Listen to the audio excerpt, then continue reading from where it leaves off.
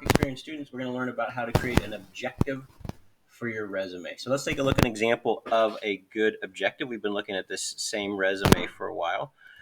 So here's an example, the objective. So an editorial position in an organization where communication skills and a desire to work with the public would be needed.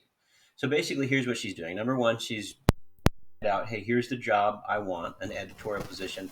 And then she's talking about, hey, what can I do for your company? And so she lists the two best skills that she has for the company. So communication skills and a desire to work with the public. So the idea is she did research on this company and she knows that, hey, these are two things that they're looking for. So she put it right here, real close to the top, explaining once again, hey, here's why I'm the best. Okay, let's go look at the definition of this from the spiel. So write this down in your notes. So you should be continuing on with your resume notes. We've taken notes before, add this to it. And once we're done with all the notes, we'll turn it in.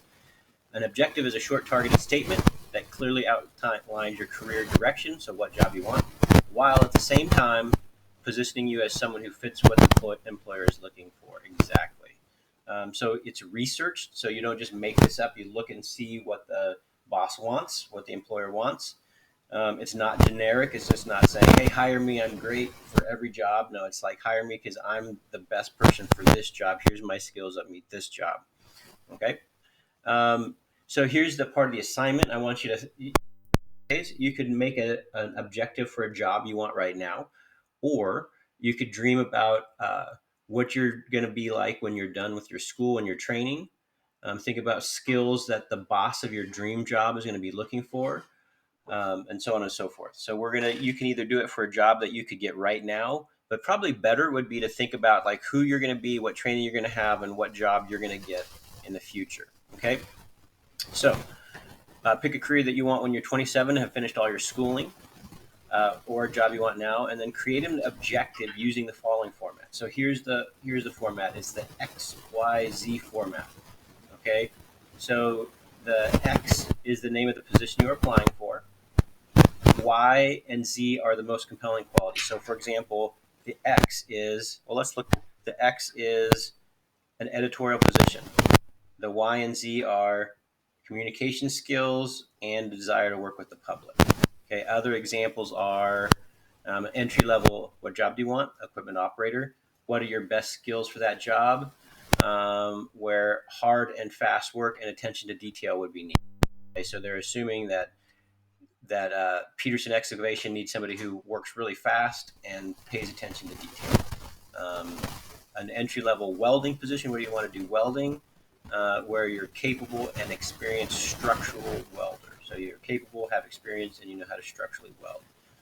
Cosmetologist, that's a job you want. What skills do you have towards that job?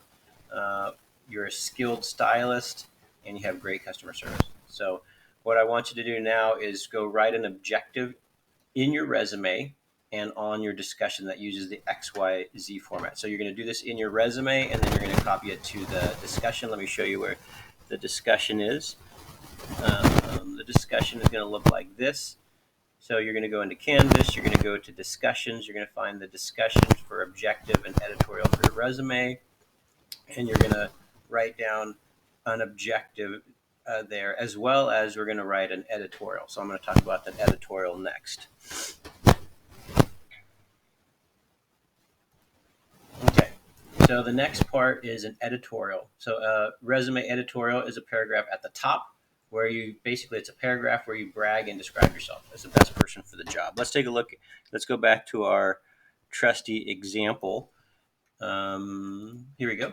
So an exceptional writer and editor who successfully manages and prepares large written projects. So basically, it's just a paragraph written about yourself, and you never use the word I, which makes it crazy because you're talking about yourself, but you can't use the word I in an editorial. Otherwise, it's just I did this, I.